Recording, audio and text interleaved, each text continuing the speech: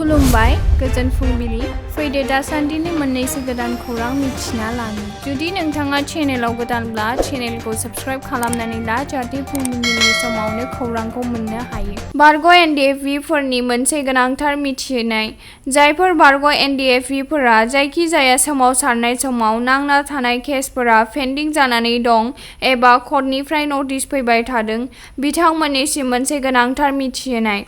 बारग' एनडिएफबि फोरनि केसनि लेखा फैनाय मुं थं केस नांना थानाय नम्बर पुलिस थाना एबा बिजिरसालि आरो जिल्लाफोरखौ जानबुंआव रोखा सेबखांनानै जानबुं अनजिमा 7002525768 आव वाट्सएपनि गेजेरजों पेन्डिं जानानै थानाय केसफोरखौ दैथायहरनो थाखाय बिटिआरनि मावफुं सोद्रोमा रनजित बसुमतारिया फोरमायदों।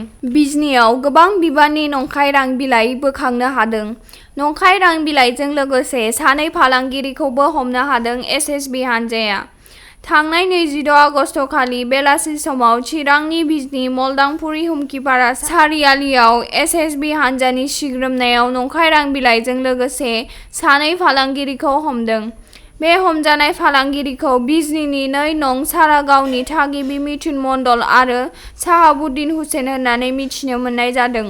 खौरां मोननाय बायदिब्ला 15 नन बेटेरियन एसएसबि हानजाया आन्दुसुलुंनि बिथाजों सिग्रोमनायाव फालांगिरिनि आखाइनिफ्राय 14,000 नंखाय रां आरो 9,990 नंखाय नङै रां बोखांनो हादों।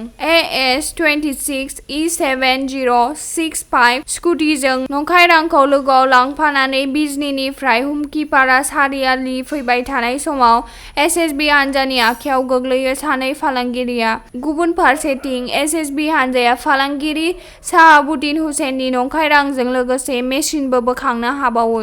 थांनाय दान मोननैसो सिगां थाद'नाय गैयै जुब जुब अखा हाबाय थानायाव तामुलपुर कुमारिखातानिफ्राय जाला फोनांजाब लामानि गेजेराव थानाय दाराङा दैमानि सायाव थानाय दालांआ बायस'दों। दालां बायस'नायनि समनिफ्रायनो दिनैसिम जेंनाजों मोगा-मोगि जानांदों हान्था मेला खालामग्रा रायजो राजाफ्रा। दालांनि थासारिखौ नोजोर होनानै ओनसोलनि समाज सिबियारि सुबुंफोरा औवा आरो थक्था जाबनानै मटर साइकेल बानजायनाय खालामनानै होयो दालांखौ।